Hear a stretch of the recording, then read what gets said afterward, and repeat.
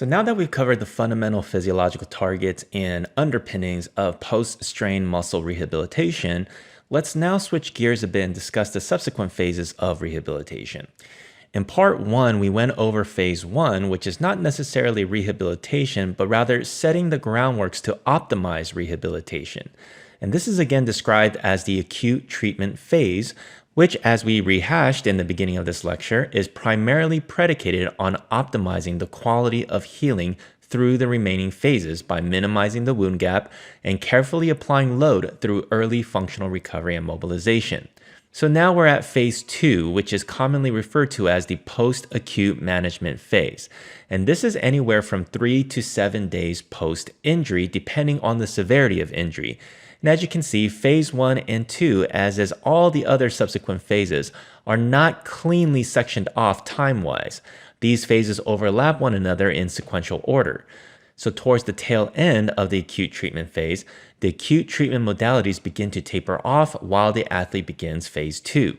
Now, phase 2 is primarily based on optimal loading, which is slowly introduced towards the end of phase 1. So in order to apply optimal loading and thus progress to phase 2, there should be some early functional recovery and thus early mobilization achieved during phase 1. And like I said, this is mainly afforded through careful pain management. So with that said, the criteria to progress the athlete to phase 2 is mainly based on their level of early functional recovery and ability to mobilize the limb or body part associated with the strained muscle without pain. So for this lecture series, I'm going to focus mainly on lower body rehabilitation, since the most common muscles to undergo strain in sports are lower body muscles like the quads, hamstrings, hip flexors, calves, etc. Now, as displayed here in this slide, a common criteria for progression into phase 2 is a simple walk test. This procedure is mainly predicated on assessing the degree of early mobilization. The criterion outcome for this test is for the athlete to walk at a normal pace with the same stride length and contact time on the injured and contralateral non-injured limb. This is of course only relevant to those with a unilateral injury. If there is a bilateral injury, which is uncommon for lower body muscle strains, then of course this test would not have much of a reference for comparison unless there were some type of pre-injury baseline measurements, which is not really common. Now, when there is hyperalgesia or tenderness/pain, the time of contact between the injured leg and the floor is minimized because placing weight on the uninjured limb may require contraction and thus tension of the injured muscle, which of course would induce pain. This would produce what most people refer to as a limp, and thus the stride length of the uninjured limb is significantly shortened. So through visual analysis, if the contact time and stride length from one leg to the other are consistent, then this criteria has been met. Again, this is usually aided by analgesic modalities since hyperalgesia is the major limiter to walking with normal gait patterns. Now, for more severe injury cases, it may be recommended that the analysis of this walk test is aided by slow motion video capture. That way, the clinician can quantify the contact time and stride length and examine mobilization more objectively compared to simply examining the test subjectively. And with the latest camera technologies in the current mobile devices, the performance during this test can be easily assessed objectively. You also have recent mobile applications such as Dartfish Mobile to help further examine the walking patterns and basic biomechanics of the athlete. Now, the next test is a basic muscle function test, but in actuality, it is really a test of pain tolerance against mechanical tension on the injured muscle. This type of testing is commonly referred to as manual muscle testing, and it is highly qualitative, and the scoring criteria is highly subjective. So it does take practice and a history of performing these tests for a practitioner to have good reliability in scoring. And by reliability, I mean that in the most technical manner. Intra-rater reliability in research methodology and statistics is generally describing the repeatability and consistency of scoring by an individual rater, or in this case, the clinician. Now, this test shown here is specifically for the hamstring strain, But the manual muscle test is adaptable to almost any muscle, and a simple Google search will give you the procedures for each major muscle group. So the goal of this test is for the athlete to produce a pain-free maximal isometric contraction against quote-unquote moderate to quote-unquote strong resistance applied by the clinician or tester. Again, this is one of the limitations of the test, since quote-unquote moderate and strong are relative to the tester's perception of those terms. In any case, the muscle isometric test must be performed at the strongest muscle length, which is based on the length-tension relationship. Every muscle produces different levels of tension with maximum effort at different muscle lengths. Let's use this hamstring example to demonstrate. At around 70 to 90 degrees of knee flexion, the hamstring is at a length that produces the greatest tension during a max isometric contraction versus when there is greater flexion and shorter hamstring length, or when the leg is almost extended fully and the hamstring is close to its longest length. This is again based on the length-tension relationship. The reason why the hamstring length at 70 to 90 degrees of knee flexion is the optimal length for maximum tension production is because at this length there is optimal overlap between the thick and thin myofilaments within each of the muscle fibers. This allows for the greatest number of cross-bridge attachments between the thick and thin filament during contraction. So as I said, the primary goal for this test is for the athlete to produce a pain-free maximum isometric contraction against moderate to heavy manual resistance. Secondly, the athlete must score at least a 4 on the criteria that have been established for the manual muscle test, and that is provided in the link in the notes section of your PowerPoint slide. Just FYI, the criteria for the manual muscle test presented in that link will not be on the exam. It is just for your reference. So in summary, this manual muscle test is to test pain tolerance with maximal effort isometric contraction and for the ability for the athlete to withstand manual resistance or counterforce that is quote unquote moderate to strong. And that is again based on the perception of moderate to strong resistance of the clinician applying the test. So after those tests, say the athlete is now able to progress into phase 2, the post-acute management phase, and pain is not so limiting at this point. By this phase, the injured muscle has generally developed sufficient scar tissue to provide some structural integrity to the muscle so that a low degree of tension can be produced without re-rupturing the muscle or muscle fibers. Now, tension can be applied through stretching the muscle or by loading the muscle. It is common for an athlete up to this phase to feel the sensation of quote-unquote tightness, which in turn would restrict range of motion. We discussed the science behind tightness in part 1, but let me expound on this once again. So to many, tightness is a physical property in an object, but in physiology, tightness is a sensation. It is a mechanically derived sensation mediated through your sensory nervous system. Tightness is the baby cousin of pain. It is derived from low-level nociceptive signals. Remember, nociceptors can be stimulated by mechanical stimuli, such as when you stretch a muscle. As you stretch the muscle further, the mechanical stimuli intensifies. As it intensifies, the sensation slowly turns into pain. First, it's discomfort. Then as you stretch more, it becomes pain. This is how range of motion for any individual is regulated. It's regulated by the nociception/pain and the stimulation threshold of mechanical nociceptors. In a practical example, imagine performing a hamstring stretch in a supine position, and with a straight leg, you are pulling the leg towards your head with your hands.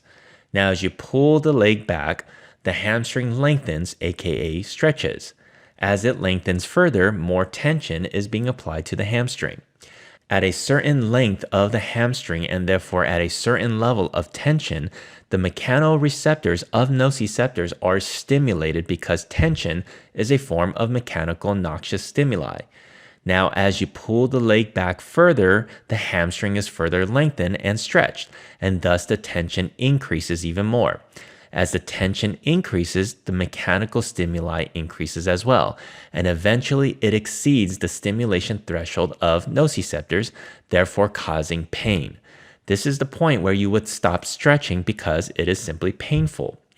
Now, there are situations in which a muscle feels even quote unquote tighter, and range of motion is limited by this perception of tightness. So, in relation to the hamstring stretch example, there are times when you only lengthen the muscle to a smaller degree and you would feel the pain, and thus range of motion is limited. The common reason why you feel tight at times, again, tightness just simply being low levels of pain, is because the mechanical stimulation threshold on the nociceptors was somehow lowered, meaning it has become more sensitive to lower levels of mechanical stress, like when you stretch. This occurs oftentimes when the muscle has undergone damage or injury. Why do you think the mechanical stimulation threshold of nociceptors is lowered during these situations, other than the fact that there may be inflammation and increased chemical noxious stimuli? Fundamentally speaking, it is to protect the muscle from tension, like when you stretch. The sensation of tightness is just low levels of nociception intended to protect the muscle from tension.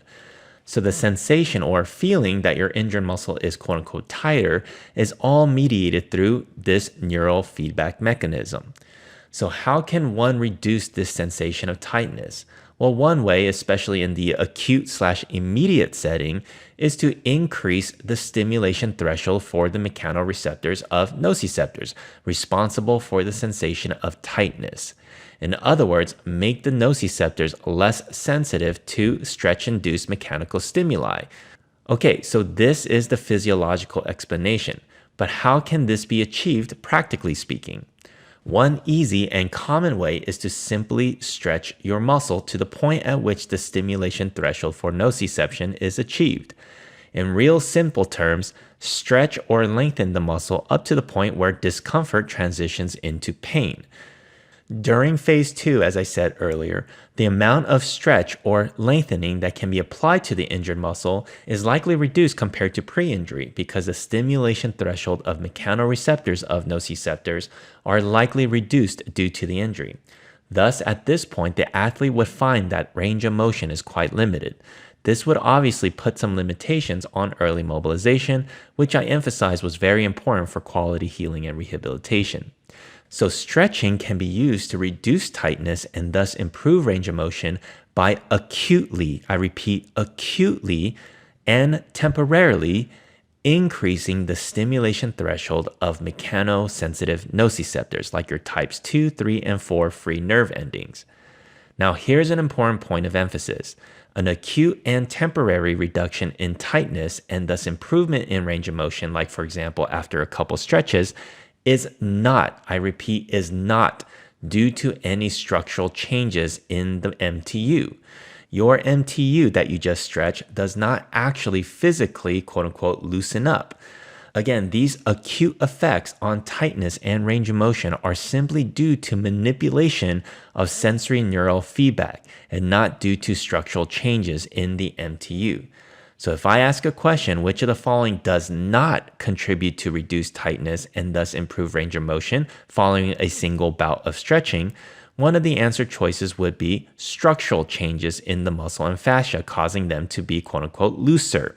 Once again, this acute reduction in tightness and improvement in range of motion is due to an acute increase in the stimulation threshold of mechanosensitive nociceptors. You are just simply making them less sensitive. Now, as you know, there are several general modes of stretching, which include passive, assisted, and active stretch. So the question is, are any of the modes of stretching superior in producing these acute/immediate effects on tightness and thus range of motion? The consensus in the scientific literature is no. All different modes of stretching produces these acute effects to a similar degree. Now, one explanation to this is that the stimulation threshold on mechanosensory nociceptors can be increased by simply reaching the stimulation threshold. In this case, lengthening the muscle to the point at which the stimulation threshold is achieved can acutely and temporarily increase that stimulation threshold. It is the same idea as putting your hand in really cold water when your hands are warm. Right when you put your hands in the cold water, it hurts because the stimulation threshold of the thermoreceptors of nociceptors was reached. But what happens as you continue to keep your hand in that cold water? The pain slowly goes away. Why? because as the thermoreceptors are stimulated beyond its threshold continuously or repeatedly, the threshold increases and thus the temperature is much more tolerated and less pain-inducing. The same principle applies to mechanical nociception and stretching. So the reason why all three modes of stretching quote unquote work in terms of producing acute and temporary reductions in tightness is because all three modes can lengthen the muscle to the point at which the stimulation threshold of mechano-nociceptors is achieved. And when this is applied continuously and repeatedly as you do in a normal stretching session, the stimulation threshold increases and thus you can lengthen the muscle further with less pain.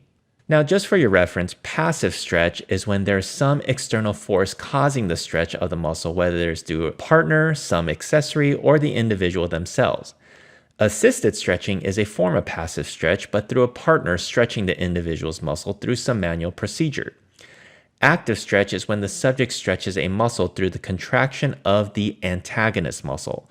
So for example, active stretch of the hamstring can be achieved by the subject laying down supine, and while keeping one leg straight, the subject would raise it up through hip flexion towards the head as far as he or she can go. Okay, next is where optimal loading is further advanced. During phase 2, to facilitate early functional recovery, progressive loading must be applied through modified strength training. And strength training should not be arbitrarily applied, but rather through a systematic sequence. The prioritized strength training method during phase 2 is isometric training, which involves contracting up to max effort against a resistance that matches the force that the muscle is producing. For example, contracting against an immovable object.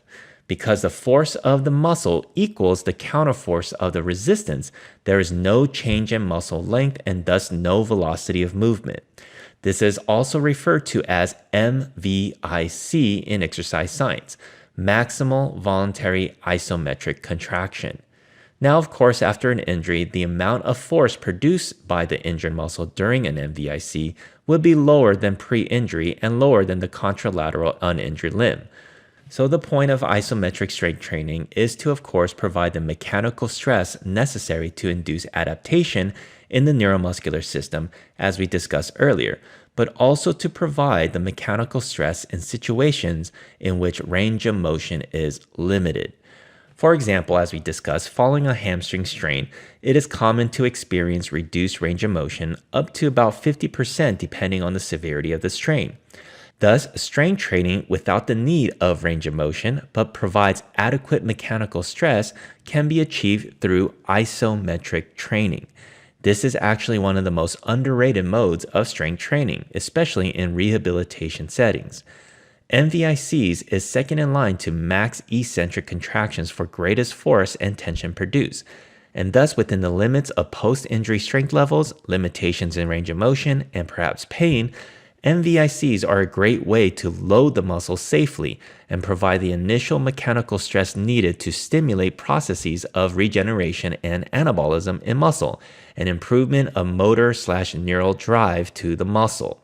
Now, as the athlete progresses through isometric training and range of motion is improved through reduced sensory inhibition, as discussed earlier, and there is more tolerance to tension, meaning the athlete can contract quote-unquote harder without discomfort or pain, the athlete can progress to more traditional yet still modified strength training. I am referring to isotonic training, which of course involves isotonic contractions.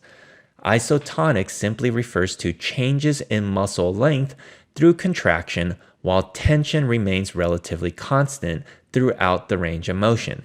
As I mentioned, this describes the typical method of strength training.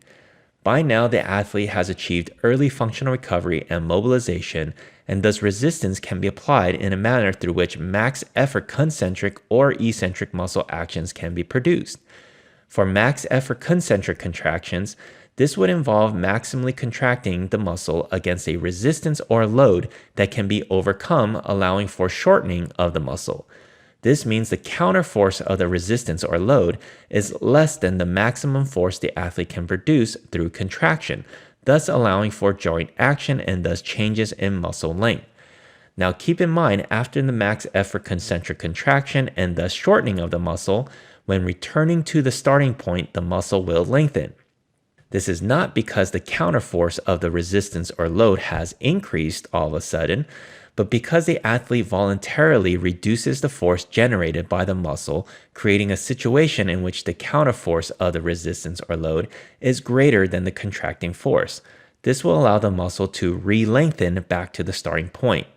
This is referred to as an eccentric contraction, but more accurately, it should be described as a submaximal eccentric contraction. It is not a maximal eccentric contraction, which I described in previous lectures, but we'll revisit later. The other end of isotonic training is maximum eccentric contractions, aka eccentric overload, which is not recommended during phase 2 because max eccentric contractions involve greater tension and thus force than maximum concentric or maximum isometric contractions. As described in prior lectures, a max effort eccentric force would require a maximum effort contraction against a load or resistance that cannot be overcome concentrically. The counterforce of the resistance or load exceeds the maximum force produced by the muscle, thus forcing the muscle into lengthening. This is when tension and thus force is greatest in the muscle. Therefore, as I mentioned, this is not recommended at the beginning of phase 2 when the muscle may still be vulnerable to re-rupture. So more on eccentric overloading later, as it is one of the most effective means of strength development, and it will be introduced towards the end of phase 2 and at the beginning of phase 3. Now, in most situations, an athlete will continue to progress and develop neuromuscular function/strength via isotonic training. But in some cases, isokinetic training can be implemented, but this will require very heavy and very expensive equipment, which many clinics do not have. I want to introduce isokinetic training and the concept of isokinetic dynamometry because we have this equipment in our very own lab. And here below, we have an example of an isokinetic dynamometer to allow for testing of muscular force during isokinetic contractions.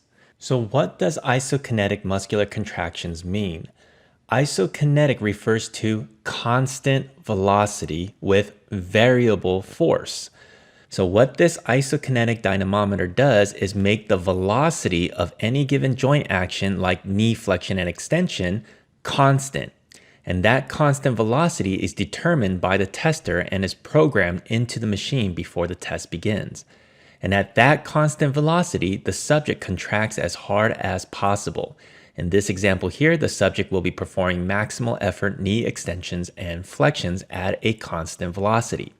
So for example, say I wanted to test the subject's muscular force output at 3 constant velocities for knee extension and flexion, 60 degrees, 40 degrees, and 20 degrees per second, which corresponds to fast to slow constant velocities respectively. So at 60 degrees per second, which is relatively fast, the subject contracts as hard as possible and the dynamometer measures the force output during the 60 degree per second knee extension and flexion. The same will occur with testing at the 2 other constant velocities as well. And so at these constant velocities, we can measure maximum force output, more specifically maximum concentric force output at each of these constant velocities. And if we charted these data points out, we see something like this here, which is commonly known as the force velocity curve. Let's focus on this yellow line here.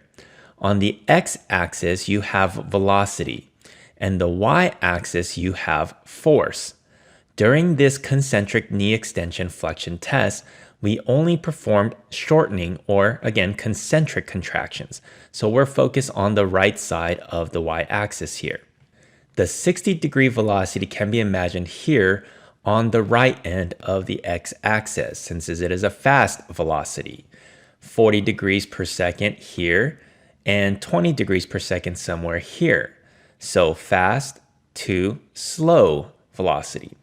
And during this test, as I said, max force was measured and we would chart them out. As long as the subject is giving maximum effort for each contraction at each velocity, we would see an inverse relationship between force and velocity, which means that as velocity increases, force decreases and vice versa. So if we charted the force data at each velocity, the force would increase as the velocity decreases from 60 to 20 degrees per second. Now let's say we wanted to test the subject at a constant velocity of 5 degrees per second. Would the max force output be greater or less than the max force at 20 degrees per second? It would be higher, and we can sort of chart that out here. Say this is 5 degrees per second, and the max force output at that constant velocity is here. Then I decided to do a constant velocity of 0. This means there's no movement with a maximum contraction. Remember, this is called a maximum voluntary isometric contraction, or MVIC. So here, right on the y-axis is 0 velocity, where you would chart your maximum isometric force. So would that max force output be higher or lower than the 5 degree per second velocity? It would be higher, again, because force and velocity have an inverse relationship. Now, what else this isokinetic dynamometer will allow is for isokinetic testing for maximum eccentric contractions. Essentially, the machine arm applies force on your limbs, moving it with constant velocity as you produce a max effort contraction against it. The force applied by the machine exceeds the force you produce, and thus the muscle lengthens as you contract against the counterforce. As you can see, a slow max eccentric contraction produces more force than a maximum isometric contraction, as you can see by the force-velocity relationship. Now, if you increase the constant velocity on the machine and you again produced a max contraction against it, the lengthening of the muscle will be faster and you will produce slightly more force, as you can see by this curve. So for max eccentric contraction, there is a direct relationship between velocity and force, in that with greater velocity, there is greater force with max effort contraction. And this is up to a certain point at which there is no more increases in force with increased velocity. Now here's an important point. The isokinetic dynamometer's main function is to allow for constant velocity, whether it's a max eccentric, concentric, or isometric contraction. It is used to assess the muscle's force-producing capacities at different constant velocities to have a comprehensive assessment of neuromuscular strength/function. It is also important for you to know that this is not necessary for most strain cases. I just wanted to bring up the concept of isokinetic testing because it is something that is studied in exercise physiology and a method that we used in exercise science research to assess muscle function in a controlled manner. Now for some other concepts. Now let's say this yellow curve represents the athlete's force velocity curve prior to injury, for their quadriceps muscle. Now, how do you think this curve will change following an injury or detraining? We generally know that there will be a decline in neuromuscular function and thus strength. So how would that manifest in the force-velocity relationship for that individual? We would have a decrease in force production in any given velocity, whether it is shortening velocity, lengthening velocity, or no velocity. This means the curve will shift down and to the left, as represented by the red curve. So as a goal of rehab, which again is to restore neuromuscular function and strength, if we utilize an isokinetic dynamometer for testing, we want to see that red curve go back to the position of the yellow curve. This is why an isokinetic dynamometer is such a useful tool to comprehensively examine neuromuscular function/strength, despite it being impractical cost-wise. This blue curve represents an enhancement in neuromuscular strength, and in relation to the yellow curve, this would be a result of strength training. At each constant velocity, there is an increase in force production, and thus the force-velocity curve will shift up and to the right. Now, back to phase 2, as I said, this is where strength retraining is introduced, starting with isometric training to isotonic quote-unquote normal training, and if possible, isokinetic training. If isokinetic training is possible, it is recommended for the athlete to rehabilitate the muscle at each constant velocity for shortening, isometric, and lengthening contractions. This way, the athlete can develop force production at each constant velocity. During phase 2, it is also critical to introduce eccentric training or eccentric overload training, which does not necessarily require an isokinetic dynamometer, but obviously if you had one, it would be beneficial for this purpose. More on eccentric overload training in the next slide as we shift into phase 3, which is the functional rehab and general reconditioning phase. Now, during this phase, strength training progresses towards more traditional strength training methods and away from adapted or modified training. This is usually the time pain has subsided, mobility has improved, and early functional recovery is progressing towards late functional recovery status. During phase 3, training should focus on producing high velocity to high force contractions. This is not a time where high volume training is done, but rather low volume and low metabolic stress. The reason being is because the focus of training here is essentially for the motor nerve system to quote-unquote relearn how to activate the muscle to a level similar to pre-injury. So when there are high velocity and high force demands, which is a fancy way of saying maximal effort contractions against 0 to heavy resistance, this presents a challenge or stress to the nervous system. The nervous system adapts to this challenge by increasing the neural drive to the muscle. It quote-unquote learns to activate the muscle more effectively. As a result, strength improves because of the increase in neural drive. Now, just a refresher of the components of neural drive, this is the phase where one would experience a significant increase in motor unit recruitment, firing rate, and synchronization. Now, the next bullet highlights a key point in muscle rehabilitation and an exercise-based rehab approach that is evidence-based, and that is eccentric strength training, aka eccentric overload training.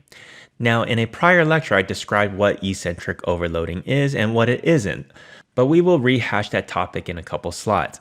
But as for some evidence concerning the efficacy of eccentric overloading on muscle rehabilitation, here we have two studies, one on elite soccer players and another in track and field sprint athletes. Both of these studies were conducted by the same lab. The references for these two studies are listed in your PowerPoint's notes section if you want to look those up.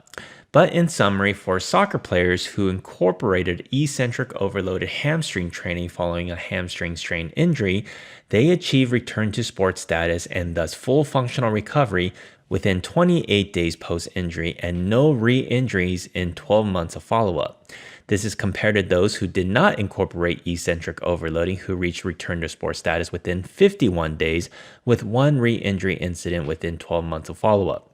This study demonstrates a quicker rehabilitation and functional recovery by almost a month with eccentric overload training incorporated.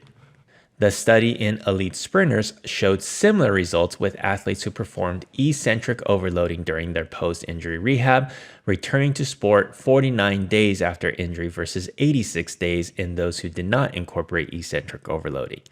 Now, this evidence is consistent with many other studies, but I chose to highlight these two because of the study's design and sample size. Plus, the study and data were very well presented in these papers. To reiterate, I will discuss eccentric overloading in a couple slides, so hang tight. So now the other focus of phase 3 is general reconditioning. As a result of the injury and more specifically the ensuing detraining, the athlete's level of conditioning and thus performance decreases significantly. So what are we talking about when we say conditioning? Well, in more technical terms, conditioning is simply the amount of work that can be performed without fatigue.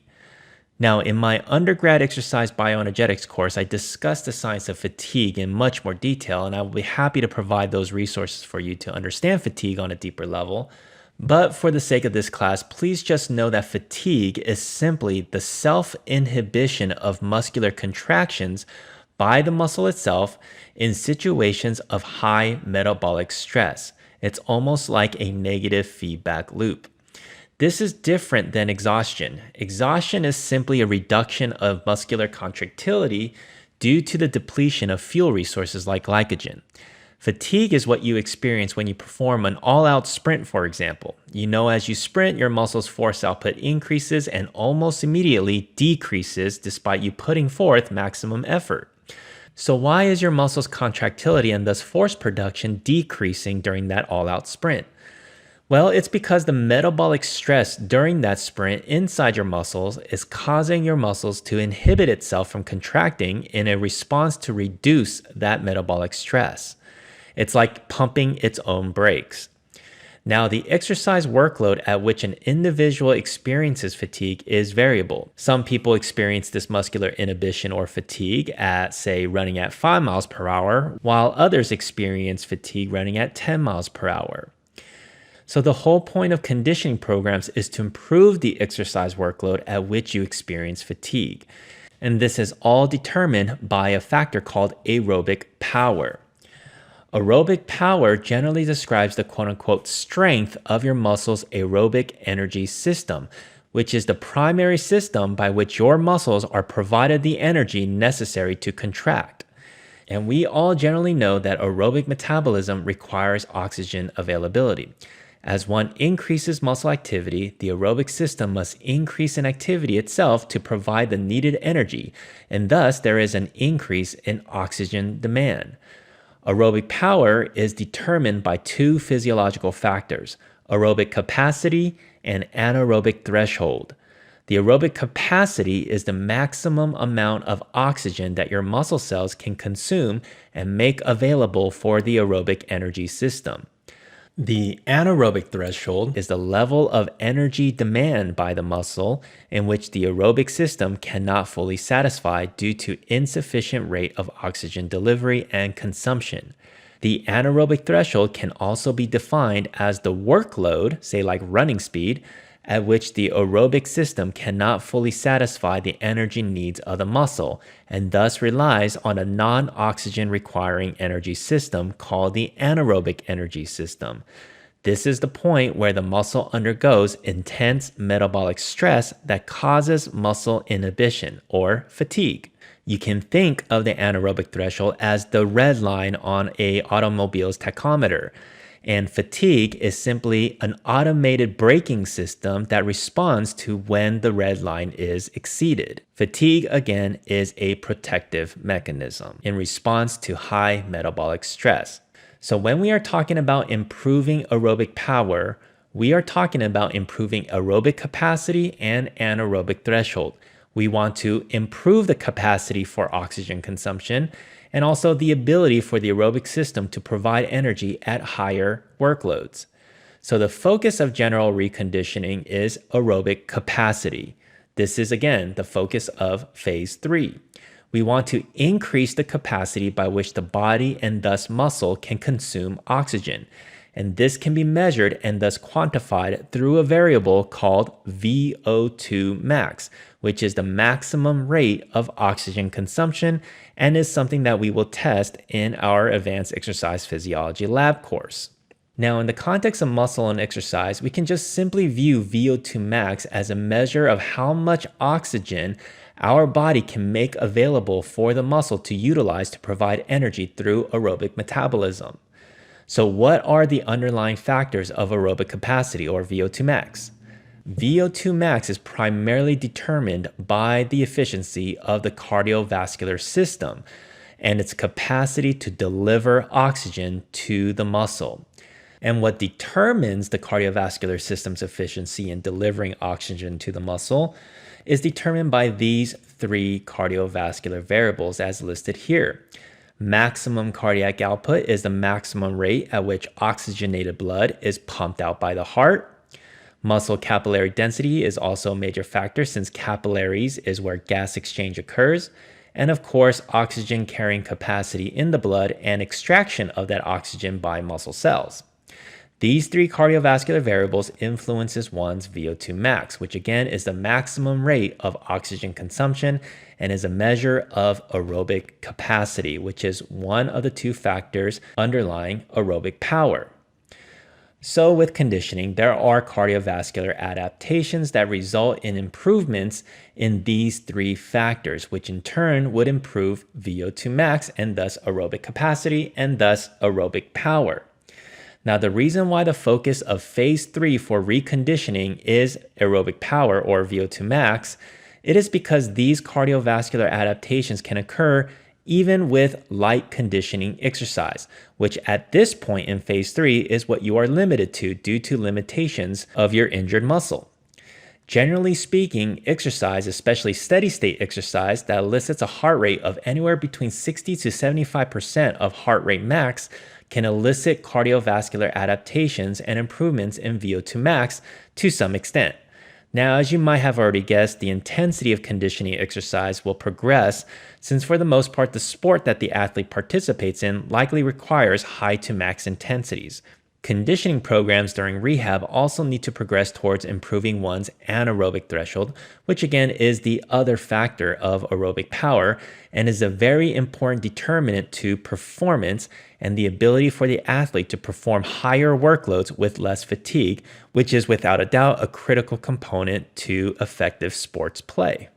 Next, moving on to phase 4, which is described as the athletic reconditioning and strength attributes phase. First, strength attributes. What are they? Strength is a general term that describes the force-producing capabilities of a muscle or muscle group within a given movement.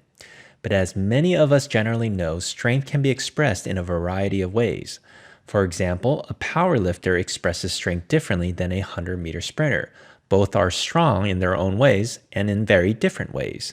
Here along the force velocity curve, we have various strength attributes that relate to most athletes, each to some extent.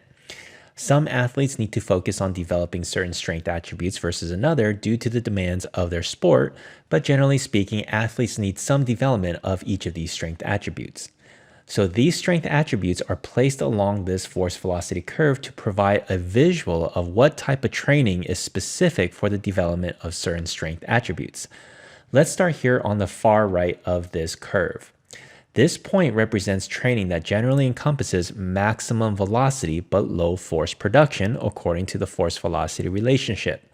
So this can include exercises like unweighted squat jumps, sprints, all-out cycling efforts, etc. In other words, this type of training does not involve heavy loads. And the strength attribute that is specific to this type of training prescription is referred to as maximal speed. And as you can see, development of maximal speed includes max velocity, low force training, utilizing loads generally between 30% 1RM at the heaviest down to zero load, and even to assisted exercise with the use of accessories like elastic bands. This assisted exercise is also referred commonly as overspeed training. Next, you have training that is slower in velocity with maximal effort, but greater in force production. And this training uses loads generally between 30 to 60% 1RM. The strength attribute related to this training is referred to as speed strength. Then as you move up the curve with slower velocity and greater force production with maximum effort, you have power, which is a function of velocity and force. And development of power requires training at peak power outputs, which means training requires loads that allows the athlete to maximize the balance between velocity and force. In simple terms, this type of training elicits adaptations to allow the athlete to not only produce a lot of force, but produce a lot of force fast. So the ability to move heavier loads, for example, faster or more explosively in more practical terms. Now, as you continue to move up the force velocity curve, training becomes slower yet more forceful with maximum effort to develop strength attributes such as strength speed, maximal dynamic strength, and maximal isometric strength. These types of training require heavier loads. So at this point, I've presented multiple strength attributes and the general characteristics of the training prescriptions that are intended to target each of these strength attributes. However, the question is it important to develop all of these strength attributes individually during rehab? Absolutely not. Why? Because it is not realistic. Strength training during rehab should mainly focus on load progressions to develop the general range of strength attributes that is specific to the athlete's sport. Most athletes require the redevelopment of muscular power all the way down to maximal speed, and thus most of the late phase rehab is centered on the development of these specific strength attributes within this range. In summary, however, strength training during phase 4 should be sport specific. For example, if you are a 100-meter sprinter and you focus much of your phase 4 on developing maximal dynamic strength and maximal isometric strength, then you are unlikely optimizing your rehabilitation back to peak performance in your sport. If you are a powerlifter, on the other hand, and you are focusing much of your rehab developing maximal speed where you should be developing maximal dynamic strength, again, you are unlikely optimizing your rehab/training. Now, as I mentioned before several times, another key component of rehab as well as prehab is eccentric overload training. Now, why do you think eccentric overload training is important, not only for rehab, but also for prehab, or the prevention of future strains? For rehab, especially during late phases like phase 4, eccentric training is a potent stimulus for regeneration and muscle anabolism, aka myofibrillar protein synthesis. This is because of the superior mechanical stress that eccentric overloading provides over maximal isometric and concentric work.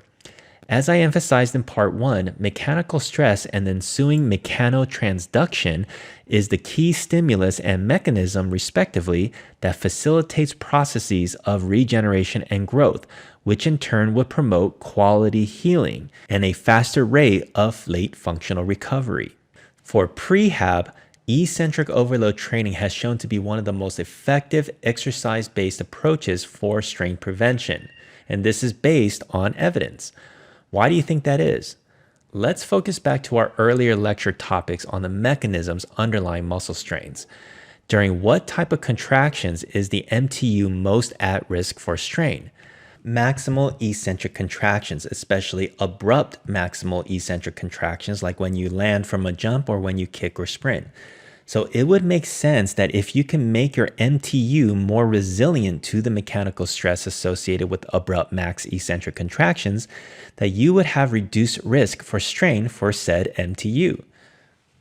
So generally speaking, how do you make tissues and the cells of that tissue more resilient to a particular stressor? You expose that tissue and those cells to the stressor repeatedly and progressively. That way, the tissue and cells adapt to the stressor and become more resilient to the stressor as a means to protect itself from damage from the stressor. So in the context of muscle strain prevention, eccentric overload training would provide the necessary stressor to the muscle for the muscle to adapt to the mechanical stress associated with maximum eccentric contractions. Through those adaptations, the muscle and the overall MTU become more resilient to the mechanical stress associated with maximum eccentric contractions, and therefore more protective from damages caused by that mechanical stressor. Now, later on, I will present some research concerning the efficacy by which eccentric overload training improves muscle strain prevention. So as a reminder of what eccentric overloading looks like, remember, eccentric overloading is maximal eccentric contractions, not submaximal. It requires a counterforce from a resistance or load that is greater than the maximum isometric and concentric force of the muscle being loaded.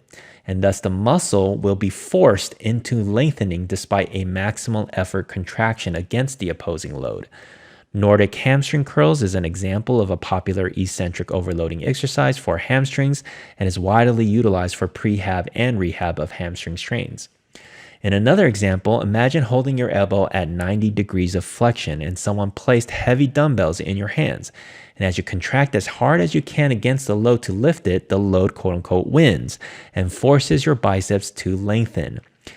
This is eccentric overloading and is represented by this point on the force velocity curve.